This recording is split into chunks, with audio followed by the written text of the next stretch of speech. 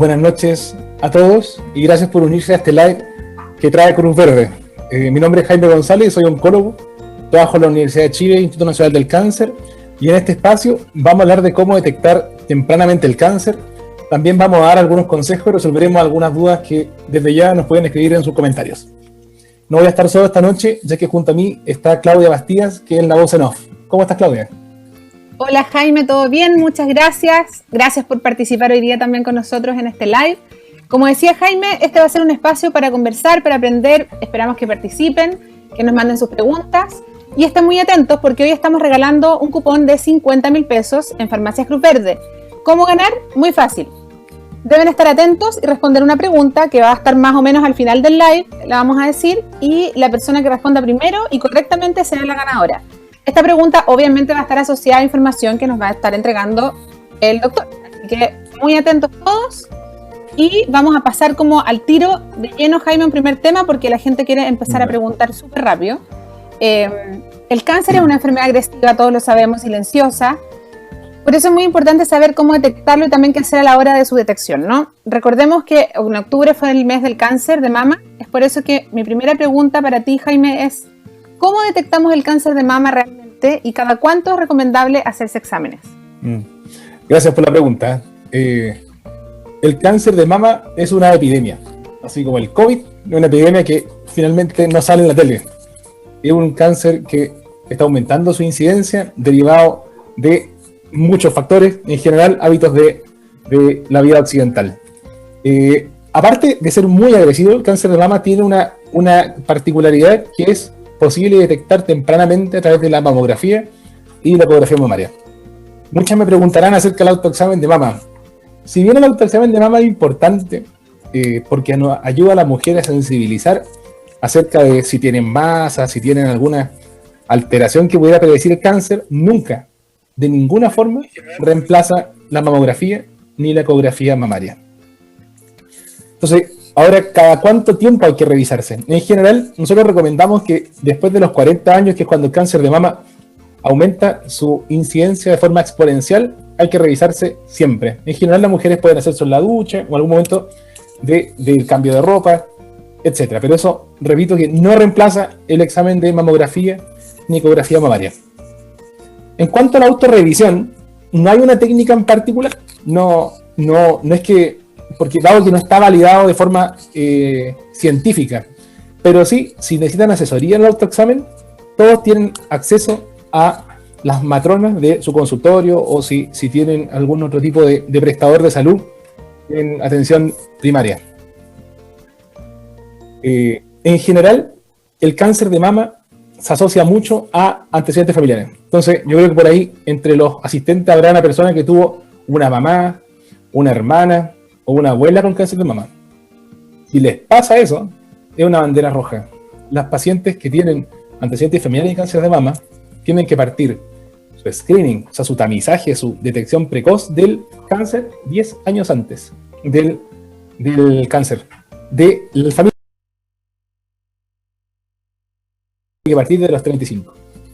Y además, dado que el riesgo es tan alto, ahí la mamografía o la ecografía mamaria no son tan sensibles. Y ahí algún médico pudiera solicitarle otro tipo de examen, por ejemplo, una resonancia de mama.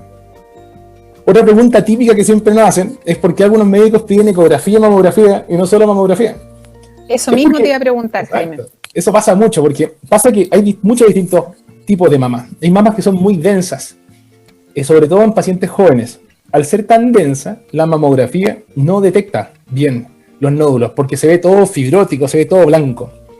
Entonces, yo en general en mi práctica pido ecografía y mamo al tiro, porque en realidad hacer los dos exámenes, porque los dos, si salen dos alterados, nos prende una bandera roja.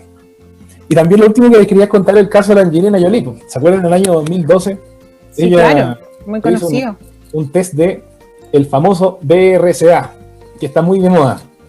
El BRCA es un gen, es una mutación hereditaria de un gen específico de reparación del ADN, que hay un subtipo de cáncer de mama que lo tiene muy prevalente. Entonces, Angelina Jolie se hizo este examen y le salió de suerte, le salió mutado. o de mala suerte en realidad, pero ella, como se lo detectó, se sacó las mamas y se sacó los ovarios. De hecho, eso, después del año 2012, salió elegida en la revista Time la Mujer del Año, porque tuvo el efecto Angelina Jolie, donde hubo un boom de medición de esta mutación y mujeres que hicieron esto. Así que yo, como si fuera mujer, ¿me haría el test? No, no me lo haría, de ninguna forma. Aparte que es caro, no lo cubre ningún ISAPRE, ni servicio público, ni nada. Pero sí, si tuviera antecedentes de cáncer de mama en mi madre, en mi hermana, claro, son jóvenes, ahí sí, pregúntenle a su médico, que puede ser importante tomarse ese test. Yo creo que lo más probable es que de acá a unos 10, 15 años ya la medición de la mutación sea masiva, porque van a bajar los costos, etc. Y casi obligatoria, ojalá. Exacto. ¿No? Sería ideal.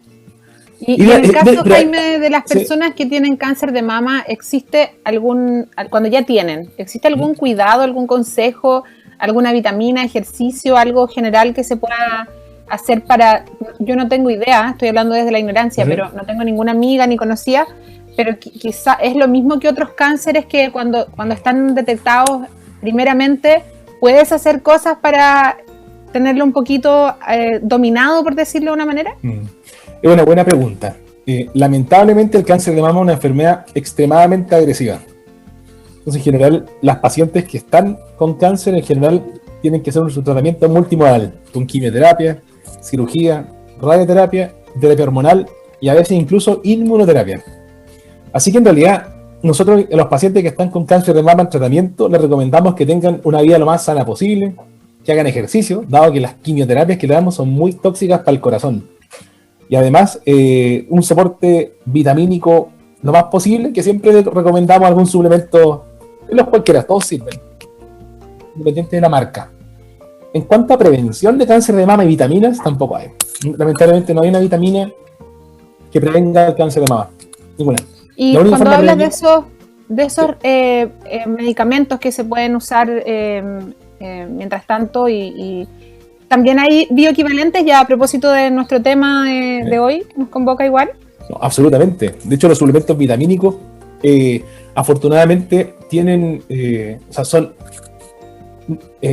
hay muchas marcas de muchos valores. Están los caros, los baratos. En general, nosotros recomendamos cualquiera. En realidad, nos sirven los bioequivalentes, los genéricos y los originales. Así que en realidad, en cuanto a suplementos vitamínicos, en general recomendamos el más barato. Jaime, y podemos hacer un paréntesis para explicarle a la gente, que es una duda que es muy frecuente, ¿qué son los bioequivalentes? ¿Qué diferencia tienen con los originales? Sí, es una muy buena pregunta. Primero que todo, un medicamento innovador sale cuando un laboratorio grande, que tiene mucha plata, genera una molécula nueva, a través de una inversión gigante de plata. De ahí el laboratorio tiene una patente que en general dura 10, 20 años según la legislación local, la que más nosotros ocupamos es la gringa, la FDA, que en general dura 10 años, y luego de eso las patentes se liberan. Una vez que se liberan, otro laboratorio puede copiar ese fármaco. Y ahí existen dos tipos de estudios de copia. Por ejemplo, si yo tengo mi laboratorio en mi casa, puedo sintetizar la molécula y copiarla, y hacerla igual, y venderla. Entonces, si yo la hago, el estudio, o sea, hago la molécula y la pongo en una pastilla y la vendo, eso es un medicamento genérico que tiene el mismo fármaco. Pero el medicamento bioequivalente es cuando ese medicamento genérico tiene estudios de farmacocinética, de farmacodinámica y de seguridad. Y es allí la importancia de un bioequivalente. Que el bioequivalente tiene un efecto biológico similar, no solamente la molécula sintetizada de igual forma, sino que también tiene un efecto biológico similar en cuanto a farmacocinética, farmacodinámica y seguridad. Perfecto, porque eso último es súper importante porque hay gente preguntándonos, Tío Doku, por ejemplo, nos pregunta si son confiables los bioequivalentes. Es una excelente pregunta. Claro. Miren, sí son confiables, porque tienen tienen estudios, por ejemplo, de que en estudios, no solamente en animales, sino que al animal yo le doy el medicamento y les genera el mismo concentración plasmática en sangre del fármaco, sino que también el efecto biológico. Por ejemplo, una aspirina. Yo busco el mismo efecto antiagregante plaquetario, entonces el bioequivalente, el ISP en Chile, Los estudios de bioequivalencia exige que tenga el mismo efecto biológico y además el mismo perfil de seguridad. Así que la respuesta es sí. Una muy buena noticia. Entonces, para tío Doku y para otras personas que antes estaban preguntando lo mismo, muy confiables los bioequivalentes, para que estén tranquilos.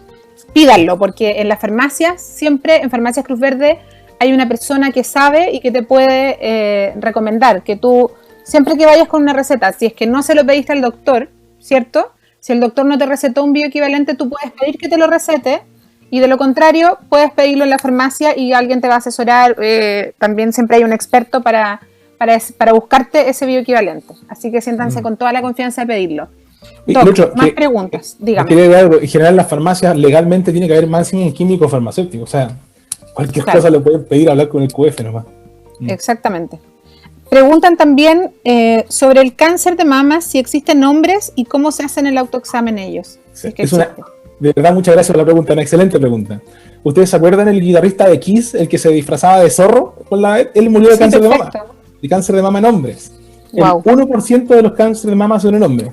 Y tienen una particular agresividad. Lamentablemente son tan infrecuentes, imaginen, 1%, que no existe un screening para eso, de ninguna forma. En mi vida yo he visto un par y tienen mucha agresividad porque, dado que el cáncer de mama se genera por la exposición estrogénica en general. Porque las mujeres tienen estrógeno y los hombres no nomás. Entonces, por eso, los hombres que tienen cáncer de mama tienen un perfil de mutaciones genéticas mucho mayor. Y eso hace que sean tan agresivos. Y este gen que le dije a Angelina Jolie, por ejemplo, el BRCA, en hombres, cuando tienen cáncer de mama, es mucho más prevalente. Así que existe, sí, no hay lamentablemente exámenes para prevenirlo, no hay forma, y solamente se asocia a esta mutación BRCA, que lamentablemente todavía no sabemos su prevalencia en Chile, porque todavía no la tenemos bien estudiada. Pero en el caso de los hombres, ¿también tiene que ver con la genética? De hecho, yo creo que es el factor predominante. En las mujeres el factor genético es cercano al... es difícil de establecer. Cada vez se sabe que es más genético, pero en general el principal factor es la exposición a estrógeno. En cambio, en el hombre el factor genético yo diría que es mayor al 90%. Eso es lo más frecuente. Perfecto. Vamos a ir a más preguntas, Doc. Nos están preguntando si podemos hablar de los síntomas del cáncer gástrico. Sí, gracias por la pregunta. Alguien preguntó por si la acidez es un síntoma, por eso... Sí. El cáncer gástrico, en Chile somos campeones mundiales de pocas cosas. Fuimos campeones de la Copa América y somos campeones del cáncer gástrico. De hecho, junto a Japón, somos los países que tienen más cáncer gástrico en el mundo. Se asocia a nuestra genética, muy probablemente a la población de América, ¿se acuerdan que fue por el norte, por el estrecho de Bering? En fin, tenemos mucho cáncer. En general, se recomienda que si un paciente después de los 40, 45 años tiene dolor epigástrico, o sea que tiene como sensación de reflujo, este dolor que aparece en la boca del estómago, hay que hacerle una endoscopía inmediatamente. Lamentablemente el cáncer gástrico es muy distinto al cáncer de mama, porque no tiene un programa de screening, no existe la mamografía, no existe un examen que nos pueda detectar precozmente. Se han hecho estudios, miles, sobre todo en Japón, por ejemplo, que tienen más plata, hacen por ejemplo un programa que para renovar el carnet de identidad tenéis que llevar una endoscopía. Y le da resultado. Por ahí el problema es que hay que hacer miles de endoscopías para detectar un cáncer. No es como en cáncer de mama, que es mucho más prevalente y la mamografía es mucho más barata. También es mucho menos distinto una mamografía que un rato, que una endoscopía, que la anestesia y todo eso. Así que, en suma, el cáncer gástrico es un cáncer que es muy agresivo y difícil de detectar. Yo les recomiendo que si tienen sobre 40 o 45 años y tienen dolor nuevo, síntomas de reflujo epigástrico, mejor que hacer endoscopía. Siempre. Sí, claro. Mejor. En jóvenes no, porque el cáncer gástrico es muy raro en jóvenes. Menos de 40 años es muy raro. Existe, pero raro. Doc, y nos preguntan, bueno, hay muchas preguntas, pero si tengo cáncer, ¿me tendrán que extirpar la mama sí o sí? Es una buena pregunta. Siempre. El tratamiento del cáncer de mama sigue siendo quirúrgico. Las terapias nuevas en oncología han tenido una revolución que no se imaginan. Desde el año 2010 al 2020 han habido una infinidad de terapias nuevas. De hecho, la oncología está viendo una revolución solo comparable a lo que hicieron los antibióticos cuando lo descubrieron en el año 50. Así que ahora las terapias son tan buenas que nosotros las damos antes de la cirugía y el tumor se achica tanto que incluso se desaparece. De hecho, cuando tratamos el cáncer de mama, dado que se achica tanto, hay que ponerle un clip al tumor para acordarnos dónde está y para que después, cuando el cirujano lo opere, saque el clip, porque ya se desaparece el tumor. Entonces, alguien podrá preguntar, entonces, si se desaparece el tumor, ¿para qué lo sacan? Lamentablemente, uno ve el tumor nomás, ve lo macroscópico, ve lo que ve, pero hay células microscópicas, células tumorales que están vivas. Y basta una, no sé cuántas, pero basta muy pocas para que desarrolle una metástasis, dada la agresividad del cáncer. Así que sí, el tumor se opera. Es mejor, claro, mejor estirpar. En los pocos casos que no se puede operar, pacientes añosos, pacientes fumadores, que la cirugía es riesgosa, se puede hacer algún tipo de radioterapia, de quemarlo, pero hay que hacer algo, no se puede dejar así nomás. Perfecto. También preguntan, Doc, si amamantar por largos periodos disminuye el riesgo. Uy, de verdad, las preguntas son muy buenas, porque están muy informados. Efectivamente, la lactancia se asocia a una disminución significativa del riesgo de cáncer. Esto es porque la mujer, mientras más estrógenos tiene de exposición, más cáncer tiene. Y por eso también el cáncer de mama ha aumentado tanto. Porque hay primero la maternidad tardía. Ahora la maternidad se ha aplazado. Antes las mamás eran mamás a los 20 años. Lo otro es la exposición a estrógenos externos. Hay carnes, comidas con hormonas. El sedentarismo, etc. La lactancia, la evolución fue tan inteligente que cuando un mamífero amamanta, para proteger la lactancia, hace que la mujer no pueda tener hijos. Entonces la lactancia, la prolactina, inhibe los estrógenos. Entonces las mujeres, mientras más hijos tienen, menos cáncer de mama tienen, porque las lactancias duran un año. Entonces tiene un año entero menos de exposición estrogénica. Así que la respuesta es sí. Qué buena noticia, mira, no tenía idea, ni siquiera se me hubiese ocurrido preguntar algo así. Muchas gracias, Jaime. Ahora preguntan si a mayor tamaño de busto significa mayor riesgo de contraer cáncer. Sí. De ninguna forma. Hay cáncer de mama independiente del... No, lejos, el mayor factor de riesgo para cáncer de mama es la genética. Si tienen... Perfecto. Los que están escuchando, si tienen una mamá, un papá, o sea, una mamá o un hermano con cáncer, con cáncer de mama, bandera roja. De ahí mejor consulten. De ahí que le hagan un método de screening especial. Perfecto. Y lo otro, encontrar un bulto o protuberancia en una mama, ¿significa que tengo cáncer? Sí, es una muy buena pregunta. Las mujeres tienden a tener cambio en la consistencia de sus mamas según la etapa de su ciclo menstrual. Hay una fase estrogénica, ¿cierto? Una fase de progesterona que hacen que las mamas tiendan a proliferar en los primeros 14 días del ciclo. Entonces, a veces tienden a formarse fibrosidades, como zonas fibrosas en la mama, sobre todo mujeres jóvenes, que se encuentran en un bulto y no es nada. De hecho, se llama mastopatía fibroquística. Es allí también el problema de la mamografía, que si la hacemos un paciente muy joven, por ejemplo, alguien de 20 años, diga, tengo miedo al cáncer, me quiero hacer una mamografía. Pero ¿qué pasa si le encuentran un bulto? Lo van a biopsiar y va a ser normal. Entonces vamos a tener miles de biopsias normales. Así que la respuesta a la pregunta es que un bulto no es sinónimo de cáncer, para nada. Mientras más jóvenes se encuentran en el bulto, es más probable que eso sea benigno. Creo que le aconsejaría, si una mujer joven se encuentra en un bulto, hágase una ecografía mamaria. No una mamografía, una ecografía mamaria, porque tienen una mama muy fibrosa las pacientes jóvenes. En cambio, si una mujer de 40, 50 años se encuentra un bulto, es totalmente distinto. Ahí hay que ir al tiro ecografía, mago, e ir a un mastólogo o un oncólogo. Perfecto. También preguntan, de hecho, yo no sé si esto es cierto, pero alguien también me dijo que por un virus mal cuidado podría tener también fibrosis quística en las mamas. No sé si eso es cierto. No, eso es más bien histórico.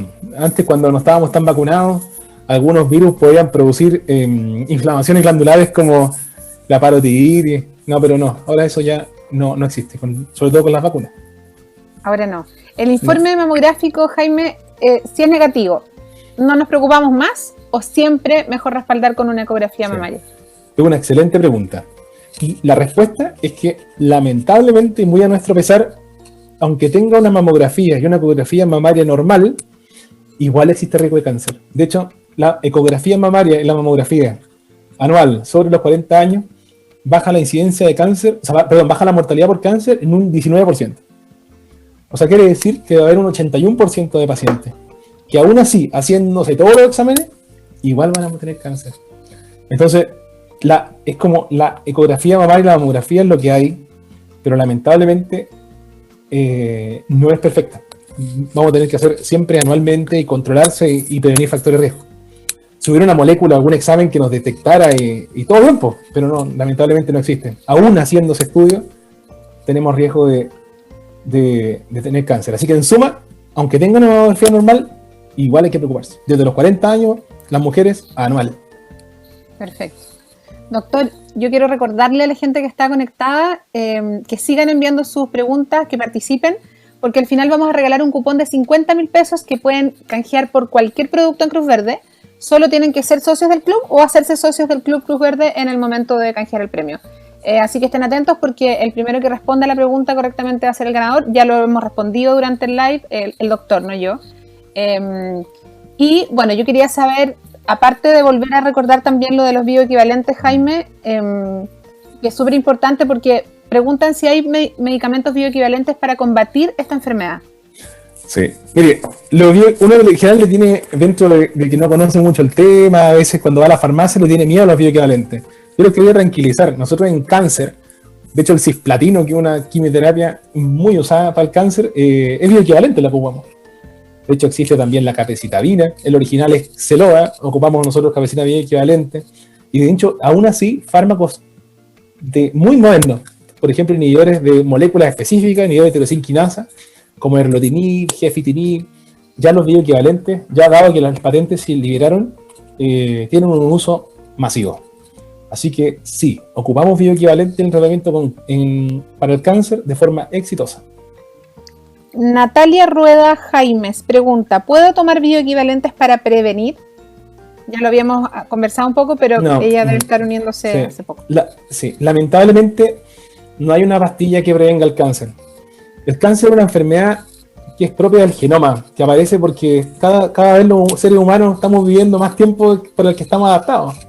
Se acumulan mutaciones, somos sedentarios, tabaco, estrés, obesidad, exposición estrogénica. Entonces, lamentablemente todavía no se descubre una pastilla que lo prevenga. Ahora, ¿va a existir alguna vez la cura? Es una pregunta más filosófica. Probablemente no exista una cura, sino que muchas curas.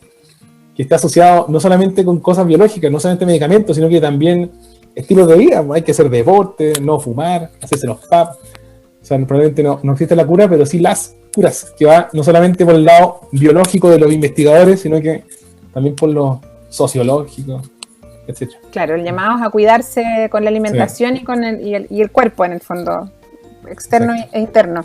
Pregunta Carito Castro Breque. ¿Desde qué edad es recomendable hacerse la mamografía? Mire, hay distintas guías. Hay guías de los mastólogos, guías de los oncólogos, guías de los cirujanos, etc. Nosotros en la Universidad Instituto Nacional del Cáncer ocupamos la guía de los oncólogos, la guía americana, que recomienda de los 40 años una vez al año. En el caso que tengan un familiar de primer grado, ya sea madre o hermana, con cáncer de mama primer grado, no abuela, se recomienda 10 años antes del diagnóstico del familiar. En el caso que tengan una mutación específica, ya sea la mutación de BRCA, ¿se acuerdan siempre? La Angelina Jolie. Sí, no, yo no me voy a olvidar más. Yo recuerdo que todo el mundo se quería hacer la misma operación después de eso. Fue la mujer del año ese año. Sí. O que hayan tenido radioterapia cuando niños. También los niños que recibieron radioterapia por algún linfoma cuando son niños, les queda tan irradiado que todas las mamas se acumulan mutaciones. Bueno, esos dos casos son los más frecuentes. La mutación de BRCA y el linfoma, y la radiación por linfoma, ahí el screening parte a los 25 años y es con resonancia de mama. Quería agregar una pura cosa, que hay una especialidad que no sé si la conocen, que son los mastólogos. No sé si lo han escuchado, uno va al gastroenterólogo, al pediatra, no. Pero en Chile existen los mastólogos, que son médicos dedicados a la mama. O sea, nosotros el otro día en algún chat de mujeres lo leí y dije de qué están hablando. Sí, no sé, en Chile, como hace 5 años, las universidades más grandes ya están impartiendo la especialidad, que son o ginecólogos o cirujanos, que se especializan solo en mama. Entonces, en general, las pacientes que tienen más riesgo, más allá de ir a un oncólogo, les recomiendo ir a un mastólogo, que son, más encima manejan toda la patología, no solo maligna, sino que también benigna, estética. Es una especialidad muy integral de la mama. Buenísimo. Sí. Doc, mira, hay una pregunta muy interesante de Jimena Rabanal. Ella dice, hola, hoy me hice la mamografía y eco. Tengo 65 años y me dijeron que tengo quistes, pero benignos. ¿Cómo los puedo tratar? Sí, es una buena pregunta. Yo le preguntaría que vea su informe y diga, ahí dice un puntaje que se llama BRATS o BRATS. Todas las mamografías que ustedes vean van a tener un puntaje que se llama BRATS. Va a un puntaje de 1 a 6. Si es 1 o 2, ni un problema. Aunque tengan nódulos, son absolutamente benignos. Cuando el puntaje es 3, el radiólogo que la mire es que el nódulo que tiene es más especulado, o más ancho que largo, o tiene alguna condición que pudiera asociarse a malignidad. Así que su pregunta es cómo saber si es bueno o malo. Vea el BRAT. Si es 1 o 2, tiene que estar tranquila. Si es sobre Pregunta 3, cómo los puede tratar. no, mire, para el tratamiento. ¿Me escuchan? Sí. No, Sí, lamentablemente, perfecto. si son benignos, hay muchos tipos de nódulos benignos. Pero en general, la gran mayoría los vigilamos. En mujeres jóvenes, a veces con mastopatía fibroquística, se pudiera dar algún tipo de terapia hormonal, pero la gran mayoría se vigilan. Perfecto. Ojalá que haya quedado tranquila entonces nuestra auditora. Panchita BS, ¿un fibroadenoma se puede volver maligno o aumentar riesgo de cáncer? Sí, es una muy buena pregunta. Existen patologías benignas de la mama que predisponen a cáncer. Hay muchas. Está la atipia epitelial, la mastopatía fibroquística, la hiperplasia lobulillar. Hay un montón, así como la mama como un órgano que de 1000 cosas. Existen dos condiciones no malignas que aumentan el riesgo de cáncer, que en general son las hiperplasias con atipia o los carcinomas ductales in situ, pero especialmente el fibroadenoma no. El fibroadenoma es una proliferación de tejido nomás benigno de la mama, que es muy frecuente en las mujeres jóvenes, sobre todo con mamas fibrosas y expuestas a estrógeno. Recuerden lo que les dije, esta cosa evolutiva que tenemos como cada vez estamos más expuestos a estrógeno, ya sea externo o por el tema de la lactancia, de la maternidad, prolifera el tejido y ahí se generan estos quistes que afortunadamente no aumentan el riesgo de cáncer. Y curiosamente también en el último tiempo se ven cada vez más, va en aumento el cáncer de mama, ¿no? Sí, lamentablemente el cáncer de mama es una de las enfermedades que ha aumentado. En el cáncer existen cáncer que van disminuyendo en vías de su erradicación, como el cervicuterino, afortunadamente, como el de pulmón, porque ha bajado el tema del tabaquismo, pero hay cáncer que han aumentado, y los más importantes de eso es el cáncer de colon, y el cáncer de mama. En general, estos dos cánceres están muy asociados a los estilos de vida occidental. De hecho, hay estudios muy bonitos de cómo la gente asiática o africana que migra a Europa, a Estados Unidos, aumenta el tiro su riesgo y el doble. Porque solamente al adquirir hábitos de vida occidental, que son el sedentarismo, el consumo de proteínas, el tabaquismo, el consumo de alcohol, la exposición de estrógeno, etc. Así que el cáncer de mama ha aumentado. Y Jaime, ¿cuál es el examen? Vamos a recordar esta pregunta porque hay gente que se ha conectado hace poco y quieren saber cuál es el examen más eficaz para detectar el cáncer de mama y cada cuánto tiempo hay que hacerlo. Sí, el examen más eficaz para detectar el cáncer de mama es una mamografía con una ecografía mamaria juntas a partir de los 40 años. En general, las indicaciones de screening hacen solamente mamografía, porque esas indicaciones son poblacionales, son para que se hagan en cualquier país. O sea, cualquier país del mundo me refiero, en cualquier ciudad. En cambio, o sea, nosotros en general tratábamos que los pacientes sobre 40 años se controlen con mamografía y eco, y si tienen y si es que tienen alguna mutación, ¿se acuerdan? A partir de los 25 años, con ojalá un mastólogo. Y claro, ahora sabemos que era el mastólogo. Ahora me preguntarán también si es que está en servicio público, porque si uno fuera político, me gustaría que todas las mujeres tuvieran una mamografía cuando, no sé, renueven el carnet de identidad o renueven el carnet de conducir. Lamentablemente, no es así. En Chile, lamentablemente, y muy a nuestro pesar, no hay un programa de screening de ningún cáncer, excepto el cáncer cervicuterino. En Chile, todas las mujeres tienen derecho a hacerse su Papa Nicolau a partir de los 25 años, cada 3 años, con su matrona en el CEFAM. Pero para mama, lo único que tenemos es una mamografía en la vida a partir de los 40 años. Entonces, lamentablemente, en general, estos exámenes hay que hacerlo de forma privada. Estamos en pañales ahí. No, lamentablemente, los programas de screening no son prioritarios. Qué difícil el tema. Bueno, Jaime Pao, ¿tener depresión, dice ella, aumenta el riesgo de cáncer o es mito? Mire, es una excelente pregunta. En general, en los estudios de grandes cohortes poblacionales, no hay una correlación entre depresión y cáncer. ¿Ya? No hay. Ahora, en estudios in vitro, estudios en modelos de células, de animales, se ha visto que los estados de depresión real, o sea, depresión que antes se llamaba endógena, pero estudios de episodio depresivo, sí tienen un efecto inmunodepresor, por ejemplo, que hacen que nuestras células inmunes no puedan detectar bien las células, o también el estrés. El estrés se ha asociado, de hecho hay un estudio muy bonito que lo hicieron en reos, en Estados Unidos, en gente que estaba en la cárcel, y vio cómo sus telómeros se acortan, o sea, envejecen muy rápido. Así que mi respuesta sería que aún no hay una evidencia fehaciente en pacientes, pero sí hay menos plausibilidad biológica, o sea, en estudios en animales, en células, de que los trastornos del estado de ánimo provocan algún tipo de inmunodepresión y algún tipo de envejecimiento acelerado que pudiera predisponer al cáncer. Ahí está respondida la pregunta. Pamelita Fernández dice: ¿los medicamentos oncológicos bioequivalentes son igual de efectivos que los originales? Es una buena pregunta.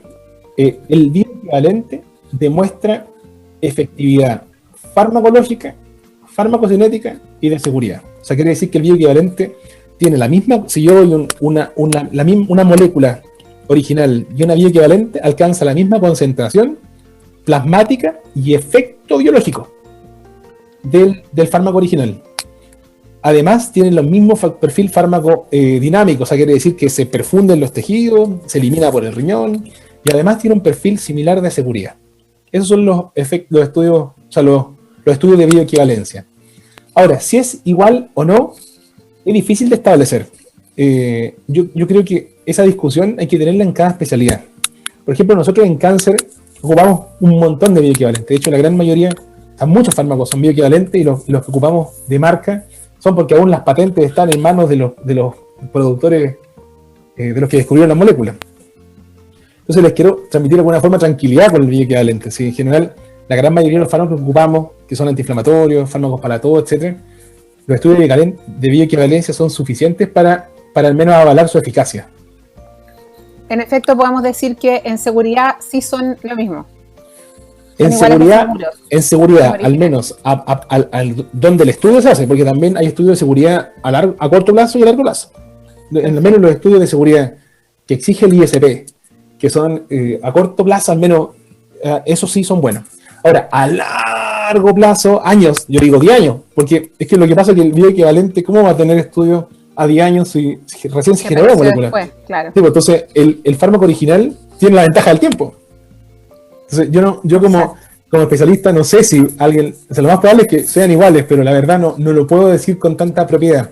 Ahora también quería hablar del ISP. En Chile tenemos el privilegio de tener el ISP. El ISP es una institución independiente del gobierno de turno. Es una institución con los más altos estándares de calidad internacionales, donde están los investigadores más secos probablemente de Chile, y que ellos aprueban o no un fármaco de forma independiente. ¿Se acuerdan lo de las vacunas? Donde, no sé, en algunos países aprobaban las vacunas al tiro por motivos políticos. En Chile no, en Chile claro, se aprobaron los estudios. Entonces, que un fármaco esté aprobado por el ISP sí transmite tranquilidad. El ISP es una institución muy reputada en Chile. Y de hecho, pueden buscar en internet, se meten en isp.cl, ponen bioequivalente y ponen el nombre del fármaco y le va a salir la lista de todos los fármacos que tienen estudio de bioequivalencia en Chile. Yo lo ocupo harto en cáncer. Por ejemplo, para los fármacos modernos que ocupamos en cáncer, ocupamos muchos que salen en el ISP, que tienen una aprobación, y uno los receta con confianza. Ok. Tenemos a Sara Guayo, es un poco más largo el nombre, pero voy a decir Sara Guayo, que es lo que leo más claro. Las hormonas de terapia menopausia, ¿pueden provocar cáncer mamario o de útero? Sí, una excelente pregunta. Yo creo que se refiere a la terapia de reemplazo hormonal, probablemente, que son las pacientes que llegan a la menopausia y tienen tantos síntomas que se le dan hormonas para prevenir la osteoporosis y prevenir los bochornos. Miren, hay un estudio gigante que demostró que existe el riesgo de aumento de cáncer de mama cuando las mujeres ocupan terapia de reemplazo hormonal sobre los 60 años. Ahí sí aumenta el riesgo de cáncer de mama. Y aumenta el cáncer de mama poco, pero aumenta. Pero cuando las pacientes usan la terapia de reemplazo hormonal más jóvenes, no aumenta. Así que mi respuesta a esa pregunta es que depende de la edad. Yo en general... Justo hay una persona que dice, soy mamá, no, si el cáncer, claro, y soy de tercera edad. ¿Sí? ¿Corro más riesgo de tener cáncer de mama? Sí, está asociado a lo mismo que tú estabas hablando. Sí, el principal factor de riesgo del cáncer en general, cualquiera, es la edad. Así que sí, por eso desde los 40 años, así como si fuera un mantra, mamografía anual. Así que... Mira, Jaime, aquí una pregunta de lo que hemos estado hablando un poco de cómo prevenir este tipo de enfermedades. ¿La alimentación influye en las probabilidades de contraer cáncer? Las preguntas son muy buenas. Sí. En general, de hecho, eso es el ejemplo más bonito del cáncer de colon.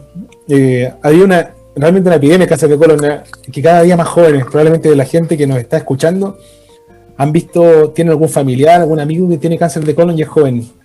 Se ha asociado mucho el consumo de proteína, lamentablemente. Yo estoy lejos de ser vegano, pero en general nosotros tratamos de recomendar que el consumo de proteína animal no sea limitado, tratar de que no sea todos los días. Porque el consumo de proteína se asocia a inflamación, a consumo de una proteína ya envejecida, porque es una proteína animal. Y eso es muy patente en el cáncer de colon, no es que el colon ataja todo lo que uno come. El consumo de grasas también se ha asociado al cáncer, pero el ejemplo más patente lejos es el de colon. Y también me gustaría explicar una cosita, yo no soy vegano, pero el ser humano no está acostumbrado, no está adaptado para consumir carne todos los días. No, porque antes, hace 40.000 años, probablemente nuestros ancestros mataban un bisonte cada un año y comían carne una vez al año. Y comíamos puro arroz probablemente. Entonces, ahora como tenemos liberado de alguna forma el consumo de proteína animal, hace que nuestro cuerpo esté desarrollando enfermedades que no eran de nuestro cuerpo. Entonces hay también una explicación evolutiva. Insisto, no hay que ser un talibán del veganismo para nada, si todos los extremos son malos. Pero sí, yo siempre recomiendo a los pacientes consuman proteína de origen animal de forma moderada, 1 o 2 veces a la semana. El equilibrio finalmente es la palabra clave para todo, yo creo. Sí. Doctor, a propósito de bioequivalentes, ¿cómo identificamos un medicamento bioequivalente? Los fármacos bioequivalentes se identifican por la banda amarilla. Están apareciendo ahí para que lo puedan ver. La banda amarilla, eso significa que el ISP le aprobó los estudios de bioequivalencia al laboratorio que quiso postular a la bioequivalencia. O sea, el laboratorio lleva sus números al ISP y el ISP lo evalúa, y con una institución prestigiosa, una institución independiente del gobierno de turno, lo evalúa y lo aprueba. Es como muy parecido a los sellos de los alimentos. También son cosas gubernamentales, o sea, del Estado. Así que pueden tener confianza cuando tengan la banda amarilla, y cuando tengan dudas, siempre en las farmacias hay un químico farmacéutico que siempre tiene que haber, así que también le pueden preguntar. Bien, Farmacias Cruz Verde son expertos, además, para poder recomendarte qué bioequivalente usar. Jaime, el cáncer de mama sabemos que no discrimina edad ni género, lo dijimos al principio, y en términos generales, ¿cuáles son las recomendaciones para todas las personas? En el caso de los hombres, por ejemplo, ¿cuáles son las zonas que deberían revisar periódicamente? Yo diría que, dado que, lamentablemente el cáncer de mama en hombre no hay forma de prevenirlo. Es una mala suerte nomás. Lamentablemente no hay forma que podamos prevenirlo. Yo le diría que si tienen un bulto en la mama, vayan al tiro un médico. En cuanto a mujeres, ahí sí, las mujeres tienen el autoexamen de mama, que si bien no tiene una evidencia científica que lo avale, sí ayuda harto a cuando se detecten bultos, a la conciencia del cáncer que tienen las mujeres. Y lo que sí ha demostrado el descenso de mortalidad por cáncer es la mamografía desde los 40 años anual, que disminuye el riesgo de muerte en un 19-20%. ¿Podemos decir, Jaime, que en el caso de las mujeres el cáncer más frecuente es el cáncer de mamas? Es una ¿Y en el excelente caso pregunta. de los hombres? Sí, no, mire, en general eso primero depende de dónde estemos. En el mundo son distintas prevalencias de tumores. Y hablamos en Chile. En Chile, en mujeres, los cánceres más frecuentes son el cáncer de mama y el cáncer de vesícula biliar. En hombres, los cánceres más frecuentes son el gástrico y el de próstata. Como ven, cambian mucho entre sexos. En mujeres tenemos la ventaja, entre comillas, que los dos tumores que más matan, hay formas de detectarlo. El cáncer de mama es por la mamografía, y el cáncer de vesícula biliar, su principal factor de riesgo son los cálculos en la vesícula, y afortunadamente tenemos la bendición que ha significado el GES.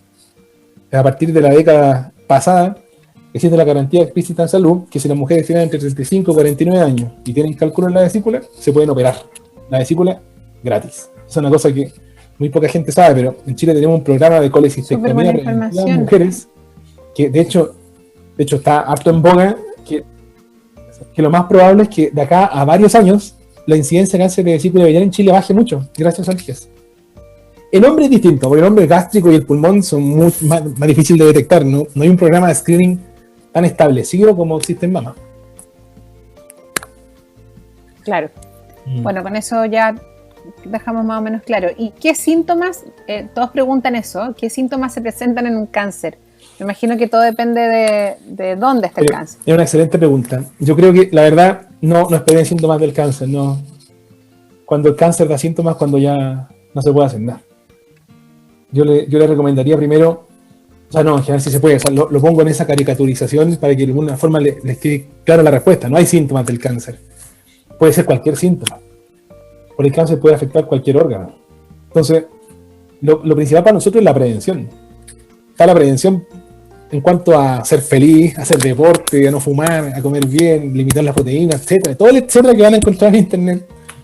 Y después vienen los programas de screening, que son la mamografía, cervicuterino, la colonoscopía sobre los 50 años, sacarse la vesícula si tienen cálculos. Algunos recomiendan el examen dermatológico anual para ver si tienen melanoma, usar bloqueador. Como ven, cosas bien rudimentarias, pero hay que hacer estudios de miles y millones de dólares para poder. Pero claro, uno no es tan preocupado de estarse chequeando constantemente. Un doctor me dijo por ahí, el cáncer no duele. Exacto. No, eso duele es silencioso hasta que, claro, cuando ya hay algo, digamos. Exacto. Y después de vencer un cáncer, doctor, ¿cuáles son, qué precauciones deberían tener las personas para vencerlo, sí, o para que no aparezca? Porque además sabemos de muchas personas que les vuelve en otra parte. Exacto. El cáncer es un fenómeno biográfico para el ser humano que es cataclísmico, ¿eh? El pan de cada día de nuestro trabajo. En general, es cuando tu cuerpo te dice que en realidad está ahí, ya algo hiciste mal durante tu vida para que mute tanto la célula. Entonces, en general, los pacientes que superan el cáncer terminan muy deteriorados, sobre todo porque las terapias oncológicas que damos son tóxicas. Por ejemplo, en mama, que es lo que estamos hablando, genera mucho daño al corazón, al riñón, se les cae el pelo, a la piel. Entonces nosotros lo que se está usando, sobre todo en países desarrollados, es como de alguna forma el concepto de sobreviviente al cáncer. Es como decir, es un paciente que ya su cuerpo envejeció derivado de las quimioterapias, pero también tiene otro tipo de resiliencia y necesita otro tipo de vigilancia. Así que el paciente sobreviviente al cáncer es distinto. Y un cuerpo más envejecido, que está mucho más predispuesto a enfermedades crónicas como hipertensión, diabetes. Se tiene que tener mucho más cuidado. Y bueno, antes de avanzar con otra pregunta, yo quiero preguntarle a la gente para que se ganen los 50.000 pesos del cupón que está regalando Cruz Verde hoy, que es canjeable en cualquier farmacia Cruz Verde y solo haciéndose socio del club. ¿Cuál es el examen? Doctor, esto es para que lo responda la gente. Tú ya lo has respondido, yo creo que lo has comentado un par de veces ya. ¿Cuál es el examen más eficaz para detectar cáncer de mama y cada cuánto tiempo hay que hacerlo? La primera persona que conteste correctamente esta pregunta se va a ganar el cupón de 50.000 pesos. lo vamos a decir un poquito más al final del live, ya nos quedan pocos minutos. Mientras tanto, vamos a contestar otra pregunta. Pamelita Fernández, ¿cuál es la diferencia entre un medicamento genérico y un bioequivalente? Es una excelente pregunta. Los medicamentos genéricos es cuando un fármaco usa la misma molécula, una copia. En cambio, los bioequivalentes es cuando el fármaco nuevo cumple estándares farmacocinéticos, farmacodinámicos y de seguridad en estudios, ya sea in vivo o sea, en humano o en otro tipo de modelo, que hacen que su efecto sea comparable al original. Así que no son distintos. El bioequivalente tiene estudios de eficacia y seguridad a corto plazo, en general, a corto plazo. Yo creo que esa adquisición hay que hacerla. Y de seguridad, y de efecto. Por ejemplo, buscamos un ejemplo común, el ibuprofeno. Ibuprofeno es bioequivalente para que el ISP le dé el certificado de bioequivalencia, que tiene que tener un efecto analgésico igual, alcanzar concentraciones plasmáticas del fármaco igual, y que tenga también la seguridad del mismo original. Así que esa es la diferencia. ¿Y sirven los bioequivalentes, los remedios bioequivalentes para este tipo de patologías? ¿O es más eficaz para algún cáncer que para otro? Sí, es una buena pregunta. Mira, en el cáncer sucede algo especial, porque el cáncer ha tenido un desarrollo atómico, un desarrollo que no se imagina en los últimos 10 años. Entonces, tenemos fármacos que son originales porque son nuevos, porque las patentes de los grandes laboratorios, que son los mismos que hacen las vacunas, pues Pfizer, Merck, Roche, son multinacionales, sacan moléculas nuevas casi a diario. Y esas moléculas sí son originales porque tienen la patente. Ahora, los fármacos más antiguos, sobre todo las quimioterapias, quimioterapias también en pastillas, las terapias orales, nosotros ocupamos bioequivalentes. Así que yo creo que la respuesta en oncología es mitad y mitad. En cuanto a terapia del manejo del dolor, por ejemplo, si alguien nos está escuchando que tenga la morfina, ahí volvió, Doc. Opiáceo. Se te cortó un poquito la señal, Doc, para que retomes, para los que estaban atentos a tu respuesta. No, le decía que en cáncer en general ocupamos mitad y mitad. Ocupamos fármacos, la mitad original, la mitad bioequivalente, sobre todo los más antiguos, es porque los fármacos en oncología son muy nuevos. Pero ocupamos mucho, ¿no? La verdad que muchos para enfermedades graves, así que para que de alguna forma tengan esa tranquilidad. Así que preguntar nomás por bioequivalentes. Si en mi familia, Doc, hay muchas personas que han tenido cáncer de distintos tipos, ¿es posible que yo tenga más opciones de contraer algún tipo de cáncer también? Absolutamente sí. Hay cáncer que se asocian en la familia. Por ejemplo, los que están ligados genéticamente es páncreas, ovario, muy ligados con el gen BRCA de Angelina Jolie, para que se acuerden, y muy ligados a páncreas y próstata. De hecho, ahora se ha descubierto que la próstata también tiene un factor genético muy prevalente.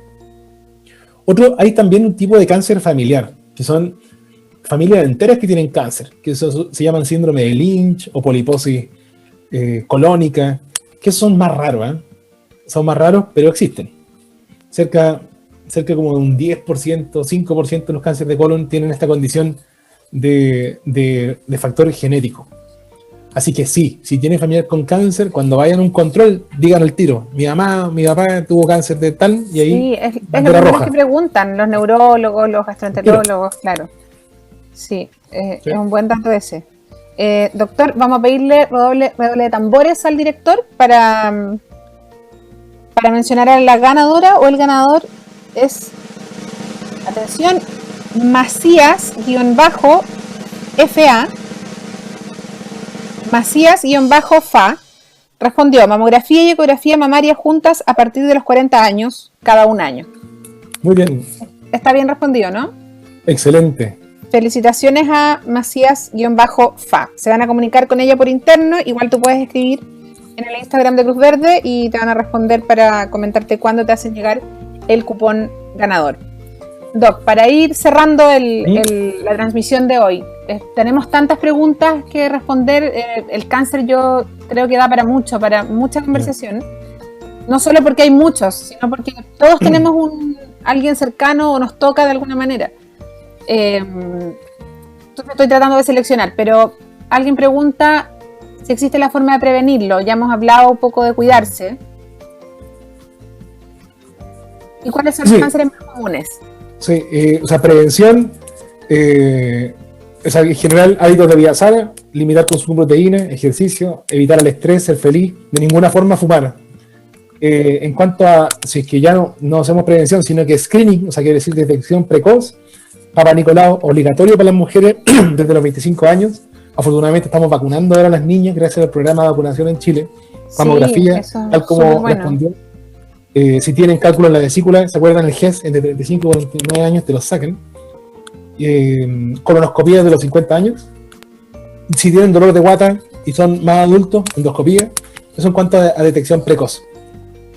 Así que yo también les quería decir que, bueno, ustedes saben, dado que estamos terminando, pero en Chile se lanzó la ley de cáncer. Es una de las pocas enfermedades que tiene el...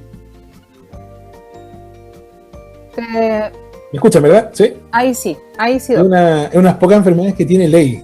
Entonces, si bien todavía está en pañales, todavía le falta financiamiento, le falta un montón de cosas.